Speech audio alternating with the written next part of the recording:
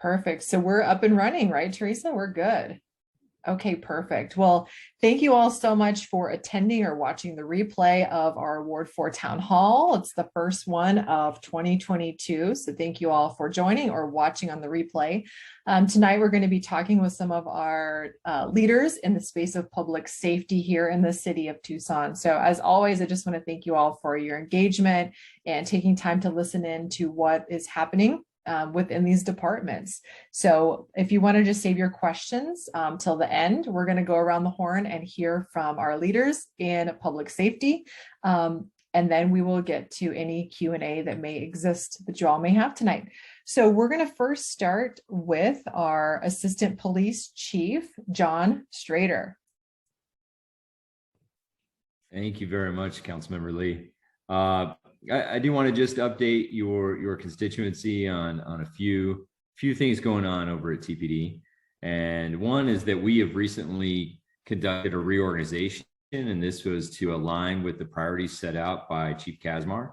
Part of that is so that we can get more laser focused on our priorities and the priorities that are our commitments to the community, such as violent crime reduction, a focused approach on the unsheltered, and substance misuse within the city of Tucson.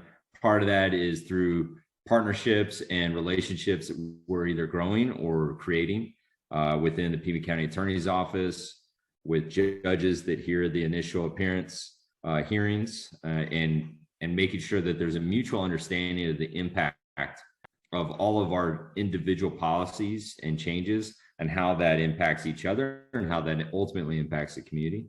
And the last one is a special note for our chief, as a recovering motor himself, is that we reconstituted our traffic safety section, and we brought back in 2 full motor squads. So those are kind of, we reoriented our bureau assignments. We created a new bureau so that we can really build on the strengths that you all are familiar with. Assistant Chief Kevin Hall. He's a thought leader and a leader in innovation and policies. And so this allows him to kind of focus on those and keeping those efforts moving forward for the department. And it provided the opportunity for Chief Kazmar to promote Monica Prieto, who many of you know or have met. She was our Southside Division Commander and is now the Bureau Chief over investigations, which includes counter narcotics and our crime lab of forensics. So she's a great addition to the executive leadership team and is already challenging us to up our game to just compete with her. So those are some of the structural things and focus things that are new in the last quarter. Chief Kazmar would obviously have loved to be here himself. But one of the things that comes with being so good and so drawn on a national level is the Major City Chiefs. And if you're not familiar with this group, the Major City Chiefs organization is around 60 to 70 the largest cities and agencies across the country. Many people don't know this, but Tucson is the 33rd largest city in the United States. And this group is one that is influential for President Biden and has helped shape some of the policies that he's come out with. And so even within this group of large city leaders, Chief Kazmar Chad is seen as a leader amongst them. So he was called to fly out with that group. He's in Florida right now. Otherwise, he would have been here himself. The last thing that I want to highlight that is a commitment of ours is we've signed on and made a commitment to the 30 by 30 initiative. For those that are unfamiliar with this initiative, it is a commitment from police leaders across the country that we recognize the importance of having a diverse workforce. We recognize that historically we've done a poor job in police services anyway of ensuring an adequate representation of female employees. And so this commitment is about ensuring, one, that we have 30% minimum. And I say minimum, we're currently at 15. So we have a lot of room to go, but we don't want to see 30 as the finish line. 30 is just a way station on our way to getting much more. So our commitment is to have 30% sworn female employees by the year 2030. I can tell you firsthand, they add tremendous value throughout our organization. Our organization provides a lot of opportunities for them to excel in whatever area of strength they have. And we are committed through our wellness initiatives to ensure that we're being adaptive to the realities that they have with families. Some are single mothers, and that we're ensuring that they have the support. So we're not just getting them in the door, but that we're supporting them and that we're helping them in their leadership journey once they're a member of Tucson Police Department. So those are some of our big ticket items, if you will, and there may be some lingering questions afterwards. I'm happy to answer any of those. Awesome. Thank you so much for providing that update. I know I am excited to have Chief Kazmar. It took me a minute because I was so used to saying Chief Magnus and having to, retrain my brain to say that. But we are so lucky to have him in that position, having him serve so many decades in so many different spaces of the city. And the Ward 4 residents may remember him as the Operations Division East captain at one point in his career. Now we have, of course, Captain King, who is also with us today. So they may remember him from his stint here on the East Side, but we're just so lucky to have him in this position of leadership. And he's going to do a phenomenal job. So we're just so grateful and lucky to have him in that role. So awesome. So moving on to another chief, we will move over to our wonderful fire chief, Chief Chuck Ryan, for an update in your area of the woods. Thanks, Councilmember Lee, and good evening. It's good to be back again and being able to speak to folks and talk about some of the good stuff going on with Tucson Fire. So right now, one of the great things is last year we were awarded a federal grant to expand our commissioned workforce from 632 to add an additional 13 commissioned firefighters to the department. So now our sworn count is 645. We're working hard to recruit and fill that, and we've got a class of 30 in right now in the training academy. They're roughly halfway through their training.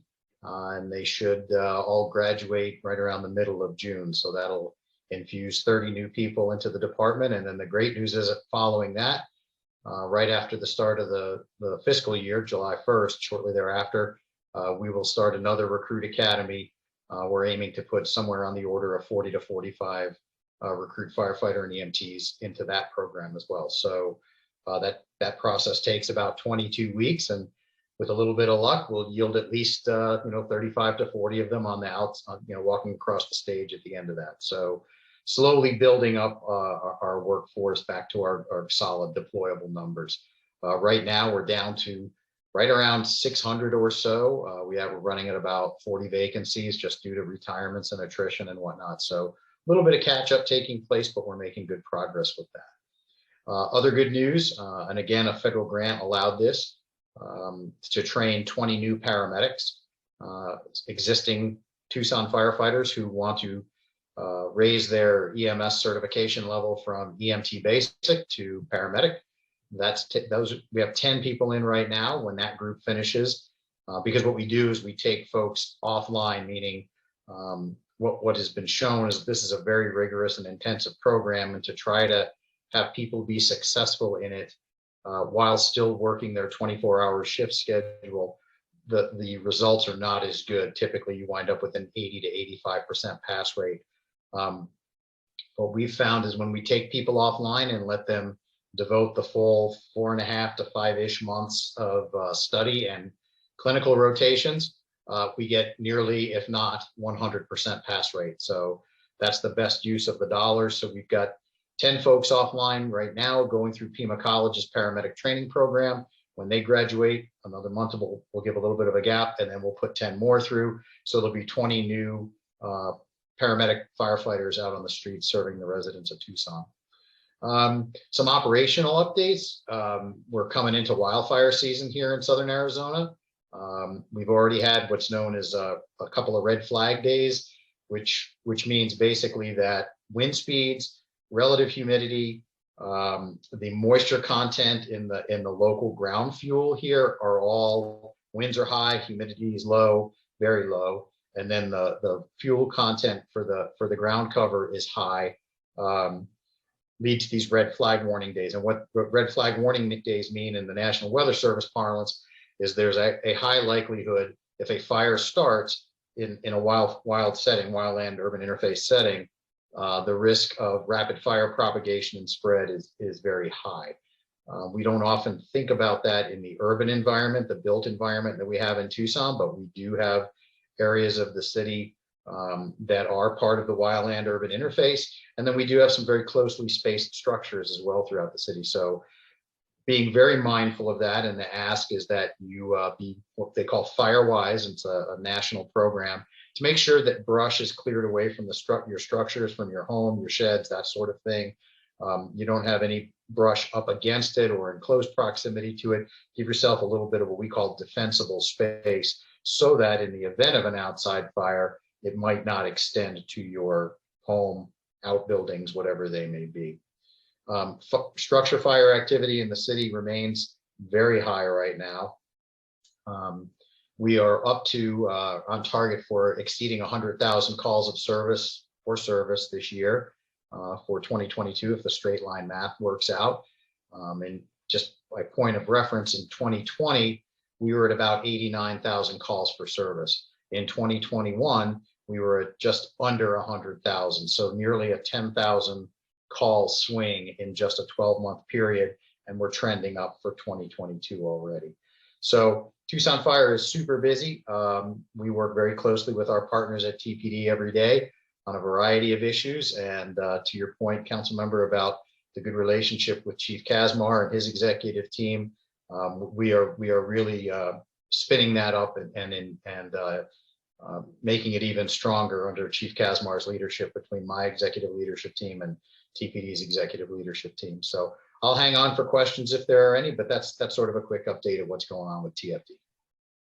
Awesome. Thank you for that update, Chief. And thanks for those tips. I was just thinking I have some brush outside waiting for my bulky trash pickup in April, and it's pretty dry, and I may want to consider moving that away from my home a little bit. I didn't even think about that. So those are good lessons learned on that front. So something that is a super helpful reminder. So thank you. And that is a huge increase in calls, and all of that is coming right into the pipeline of our next speaker, who is Interim Deputy Director of Public Safety Communications, Mr. Mike Garcia.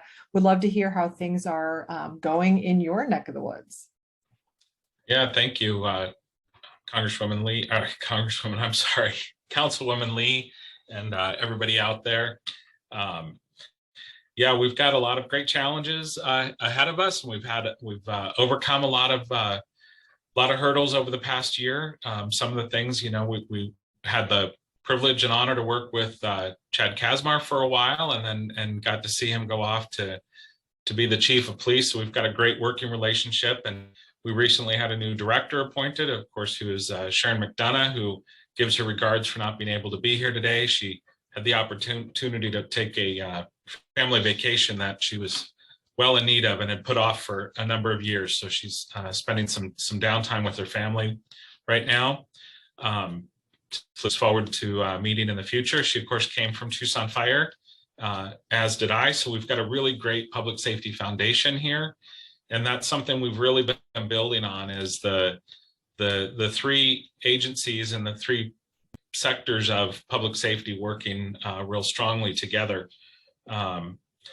So this last year saw a lot of change in leadership, but also setting a path forward for a lot of our folks. So part of that was in late December, we were able to promote 6 new supervisors, positions that had been held vacant for a while, and then put them into, as Chief Ryan said, an offline training, intensive training for supervisors specifically. We were able to get them offline as a group for several weeks to do some real focused training, in which we utilized a lot of staff from throughout the city, some of our partner departments. So like Chief Strader was in and taught one of our classes, and we brought in some folks from fire department and from lots of other city departments to help us through new supervisors understanding how things operate, not just within our world, but our partner agencies. So we're really excited to have those 6 new supervisors out on the floor and working with their peers in getting through their probationary year and working them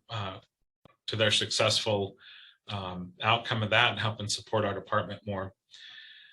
We've been undergoing a long-term construction project down here, remodeling to give us a little bit more space. Well, considerable more space. We're going from about an 8,000 square foot space to, all told, including our new training space. It's going to be a little over 20,000 square feet. So our footprint's getting significantly larger.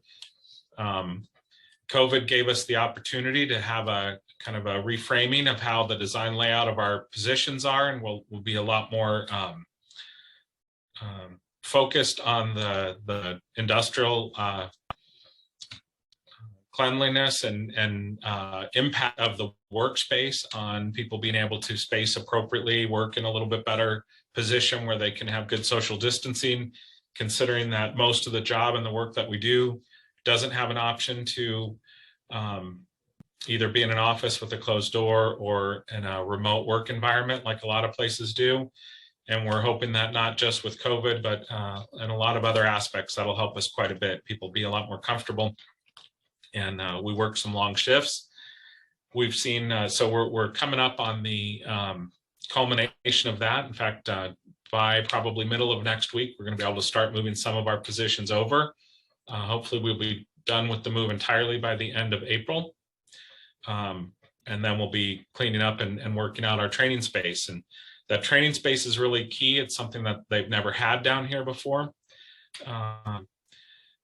Currently, new trainees come into the floor, and one of our challenges has been, also like Chief Ryan had expressed, and as Tucson Police have also seen, it's tough to get new people in and hired and trained, and then there's a pretty good fallout rate during training because it's very technical and it's somewhat stressful work.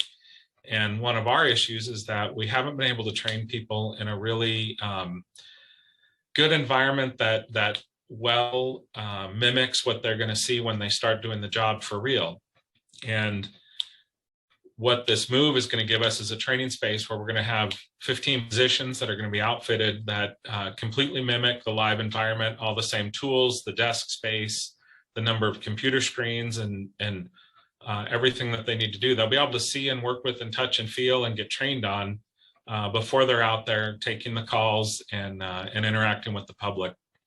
And with that, we are working through all of our training programs and revamping them and revitalizing them. We've put a task force on it to look at all of our training programs because we want to focus on hiring. We've done a lot of extra hiring this last year. We have a high attrition rate, but our numbers are starting to tick up from where they've been in the past, but the training's long and extensive. And so we also need to focus on retention. So you can hire all the extra people you want if you can't keep people. And part of that is lack of effective training. And so we've got a whole new training program that we're starting to roll out. We're working closely on some industry standards through an accreditation process and looking towards really developing and building our training program. And those are some of the real exciting things coming up in the very near term for us down here. Last year was also a very busy year for us. We saw over 1.4 million phone calls come in and out of our center. Those are both calls in and out. We dispatch for, of course, Tucson Fire and Tucson Police, but we also dispatch for 8 other fire agencies that surround us, including on the borders of Ward 4 down with Rincon Valley Fire District. We also dispatch for 2 other police departments, police agencies that we have a footprint with. So last year we dispatched over 150,000 fire and EMS incidents that totaled over 250,000 actual dispatch of units going out, and somewhere around 400,000 law enforcement events that we touched and had a portion of. So we stay pretty busy down here with all of our phone calls coming in and out. So lots of great things happening. Thank you, Mike, for that update. I know how stressful the job is. I know how difficult it is, and you guys truly are the front lines for the community, and you work with people in some of the most scary times of their lives. So I just have so much respect for you and your department and everybody who picks up those calls. Tremendous amount of responsibility. So thank you for everything that you all do there. So with that, we want to open it up for any Q&A that may have come in over the chat. I'm actually going to open it up to Teresa to see if she wants to facilitate anything with respect to questions. Fantastic. So the first question that came in is a question for police. I don't know if Captain King or Chief Strader wants to take this one. It's about speeding and street racing on Houghton and Cole Road. There was some news reports and things that went out, and so they just wanted to know about an update on that, and with motors, if you're able to get some folks out there to kind of take care of the street racing. So basically, what are you guys doing with that over there? Colin, do you want to start us off with anything that's Houghton specific, and then I'll follow up with the motor deployment plan? Yes, sure. No, great question, and it's one that we've heard loud and clear in our division, especially with the widening out and kind of the construction. It's really created a broad venue for folks to go out with their vehicles and start to race, on these real straight streets that just go on forever, it seems like. So it's a beautiful area of the division, and it clearly draws a lot of attention. So we've been proactively patrolling it with police vehicles and motors. And I think Chief Strader is going to describe a little bit more in detail how the department's formatted our traffic section again, where we're able to target specific long stretches of roadways, just like Houghton or Speedway or Broadway or golf links in our division, so that it's a more comprehensive approach. One of the techniques that we're using is it's both covert and overt. So we have vehicles out there. We have high profile patrols. We're working with the businesses along Houghton to really try to target some of the areas of congregation. So a lot of times these groups, the speed racing groups, will meet in a particular area, fill it with 100 cars, hang out, and then leave and race from there. So trying to target those specific areas to mitigate the meeting spots, to make it a less attractive area to race. And then also trying to work with community partners in order to create a venue where people can race safely and effectively. I mean, that's the biggest priority for us at the police department is public safety, traffic safety, bike and pedestrian safety. So understanding the fact that, there's a lot of officers that like to race. We love vehicles. You like, cool police cars. So it's not against those. What we're really trying to do is find a place for that to be done safely, where it's not going to cause injuries or death on our roadways. So we've been partnering with some of our county friends to try to find a time or a space for the racers to go out onto the racetrack in the county and really take advantage of that opportunity where it's safe and again, not on our streets. So we do appreciate feedback and calls. So if you know, especially specific times or dates where the activity is taking place, we're able to target our area, our response to that particular area more effectively. So we do appreciate the calls and input. There's not much to clean up there. Colin provided a very comprehensive answer for all streetcar racing programs and initiatives, not just on Houghton.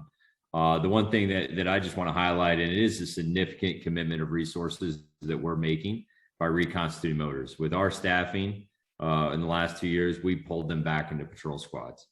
But it's not acceptable to see the number and volume of serious injury collisions, traffic fatalities, and it's not acceptable that the type of racing behavior that we're talking about or discussing is becoming normalized. So we're going to commit the resources to get out there and disrupt this and change behaviors. Thank you, guys. We appreciate that one. This next one is for police as well, and also Councilwoman Lee. What is the status of the new police annex for Ward 4? So I'll let you start that one out, Nikki, because I know that you're pretty excited and we've been really involved in this.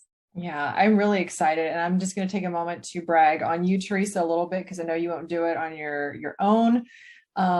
But this is something that the voters across the city, especially you all in Ward 4, voted for, to have this Southeast Annex built and provide additional capacity as our region, out here in Ward 4 is growing a lot.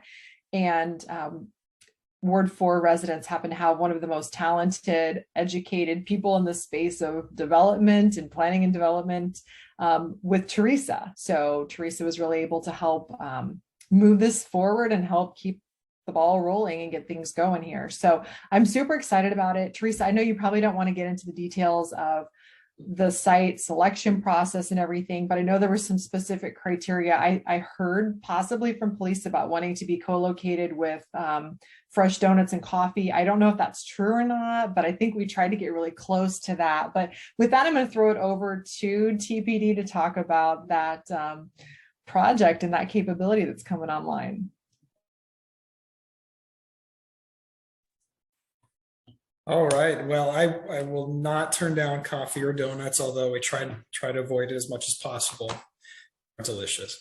No, the area is beautiful. So we've been working well with our partners at the city in terms of the development and design of the facility, the ward office, and like Councilwoman Lee says, Teresa's been awesome as a partner, both understanding the needs of the community, the needs of the ward, but also the officers that are going to be working in this area. So in terms of the facility, the design concepts have been developed. There's going to be a customer service window. There's going to be an area to do interviews. There's going to be an area for officers to go and get involved in recreation as a way of blowing off steam after a long day of work. And really the biggest idea is that as it's being developed and as we're building up our resources and our staffing, is to have that be an immediate spot here in the ward on the southeast side where the community could come over and do trainings and use the community room and meet and interact with officers, and also give the officers an opportunity to be a lot closer to the Vale area and the southeast side of Tucson. So it really is going to be a win-win, I think, for the community and for the police department. And I'm really looking forward to the progression of this project. Yeah, donuts are my weakness too, Captain King. I have to stay away from that. So that was totally a joke, nothing but love. I just had to throw that on there. Teresa, did you have anything else you wanted to add on that project? I'll add a couple logistics because I think some things aren't public yet. And so this is the big debut, big announcement here. We, as you guys in the community know, we've been looking at many different locations throughout the ward, trying to find the best one that's going to serve that southeast community. And we happen to have some city-owned property on Kolb Road, just south of Valencia, just north of the U of A Tech Park entrance across from La Estancia. So you'll see a nice swath of area there that is city property that was designated for a fire station. And so the Tucson Fire Department, their needs aren't where they need that yet. And so with everybody coming together, we came up with the idea of using that property and creating a police annex that is easy to convert to a fire station when the amount of the population continues to grow in the southeast area. And we know that the need is going to come in the very near future for a full police substation, like an entire division of its own. And at that time, we will hopefully have the resources in place to be able to create and build a full substation for police and then convert this annex into a fire station. So that's pretty exciting. This is, of course, paid from Prop 101, where approximately 55 million of those dollars are going to public safety for capital investments. And this was something that we really needed out here on the southeast side. And Councilwoman Lee, I think it was day number 1 in office, she was like, where's my police annex? We need it. And so we've been working on it, and we're pretty excited. The groundbreaking, where we're going to be clearing the ground and having a ceremony for the community to come out and participate, should be at the end of summer, early fall. And hopefully we will have a fully functioning annex next year. So we'll keep you guys up to date and make sure those invitations go out to everybody. So we're pretty excited. On that piece too, Teresa, as you said, having the resources, I want to use this chance to plug the hiring that we have, because we can have an annex, but unless we have staff to put in the annex. So if you are interested in working for the city or you have family members, please go to the website, to the city's website, and check out our open positions, our upcoming academies, because we would love to have you as part of the team. So I have to do a shameless plug because we would love to have you on the team. No, that's actually perfect because we're constantly recruiting for them. We need great police and firefighters. So thank you.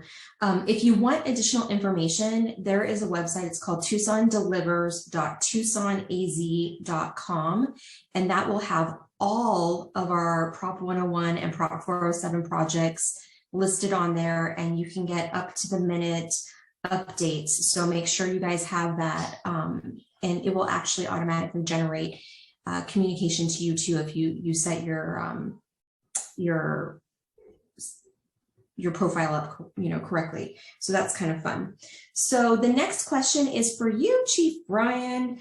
They would like to know, is there any plans for any future firehouses or ladder truck closures out here in Ward 4? Short answer, no. We don't like to shut down trucks, as we call it, anywhere in the city. Within the past 4 months or so, our staffing got really tight. We had a fair number of our workforce that was impacted by COVID and was thus, following the CDC guidelines for separation from work was offline.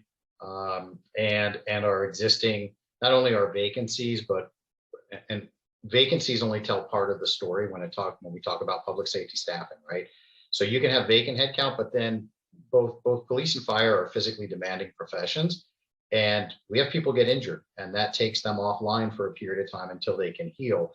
So when we look at our actual deployable workforce, the number is even lower at times, and that number fluctuates because people will come back online after healing, so on and so forth. We have a lot. We in this town, this is a military town. We have a lot of people in the public safety ranks, both fire and police, who are reservists. Also, we have one member of TFD, who's probably going to be gone for the next 3 years, and we appreciate their service, but that creates a staffing challenge for us. So all that being said, no plans for that. When we make the decision to shut down a unit or brown out a unit for a 12 or 24-hour period, what we don't do is leave a station completely empty. We will have a response unit in there. At a minimum, it would be what we call one of our rescue trucks, which is a firefighter EMT driver and a firefighter paramedic riding beside them. So we maintain that advanced life support paramedic coverage there. They're also trained firefighters, so they can do initial response stuff on a structure fire. Obviously, we don't like to do that, but our staffing challenges force us to do that on certain days. It's becoming, thankfully, more the exception than the rule, because for a while there, over the past several months, it was happening with some regularity, especially Fridays, Saturdays, and Sundays. But things have sort of stabilized now. And like I said, when that recruit academy graduates in about 10 weeks or so, we'll be in a much better place. Hope that answers your question.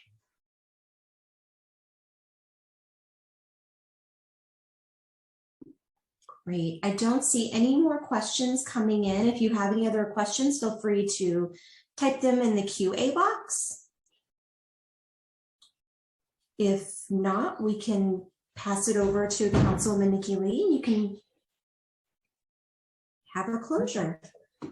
Excellent. Well, I will just take a moment to thank everyone here on the call, John, Chuck, Mike, and Colin, for taking time to come talk to the community, talk to Ward 4. Thanks to my team for pulling this together. And last but not least, thanks to everyone who attended tonight or is watching on the replay on YouTube. Really appreciate your engagement. if you're not connected to, to the ward, if anything pops up that we can help you out with, please shoot us an email at ward4@tucsonaz.gov, and we are happy to support you in any way that we can. So thank you all, and have a great evening or day or whatever time it may be for you. Thank you.